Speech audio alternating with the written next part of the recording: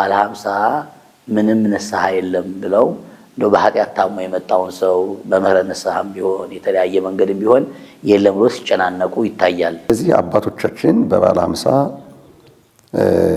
ንስሐ ሲሰጥ በሶስት አይነት ነው እንደሚያውቁት።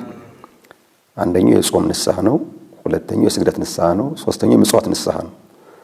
እና በባለ 50 የጾምና የስግደት ንስሐ አይሰጥም፣ የምጽዋት ንስሐ ግን ይሰጣል። ያ ማለት ከዚያ በኋላ ደግሞ ባለ 50 ካለፈ በኋላ ቀጥታውንም ጾመ ሐዋርያት ይገባል። በዚያም ሰዓት የጾም ንስሐ አይሰጥም፣ ጾም ነው። የስግደት ንስሐ ግን ይሰጠዋል። የስግደት ንስሐ የጾም ንስሐ አልተሰጠም ማለት ኃጢአት እየሰሩ ይቀጥሉ ማለት አይደለም።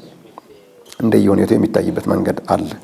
እንደው በልግባና እንደው በሸር ልግባበውትና ምናልባት አሁን አብዛኛው ሰው በተለይ እንደው ጥሩ ሰዓት ስለተነሳ ነው ጥያቄው።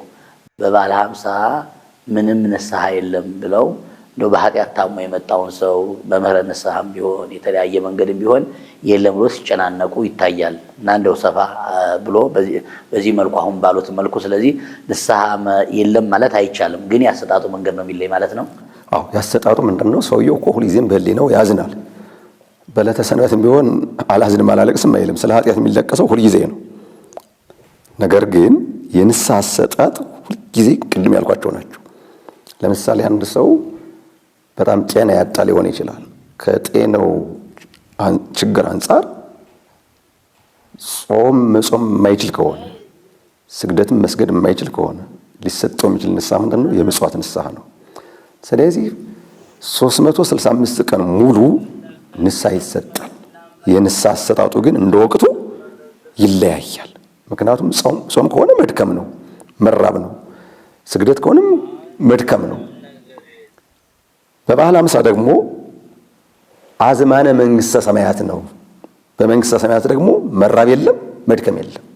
ያን በማሰብ ነው በባለ 50 ምህላም እኮ የለም። ነገራችን ላይ ያው በሀገራችን ባለው ሁኔታ አንዳንድ አካባቢ ምህላውን በቋሚነት እንዳይቋረጥ አድርገው ይማለላሉ እንጂ በባለ 50 ይታወቃል። አብዛኛውን እንደው የምንሰማው ቃል እግዚአብሔር ክፍል ራሱ ምንድነው የሚያበስር ከመዝሙሩ ጀምራውን ብናየው መጋቤ ብሉይ ይትፌሳ ሰማይ ወትታሰይ ምድር ትንቢተ ኢሳይያስ 44:24 ላይ ነው ያለ።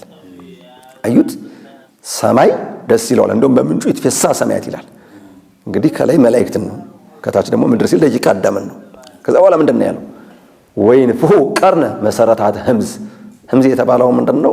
ምድር ነው። የምድር ዳርቻ የምድር ዳርቻዎች መሰረቶች የምድር መሰረቶች መለከትን ይንፉ ወይወው አድባር ወአውግር ወኩሉ እፀ ወገዳም ተራሮችና ኮረብቶች እንዲሁም በውስጣቸው ያሉ ዛፎች ሳይቀር እልል ይበሉ ይላል እኮ።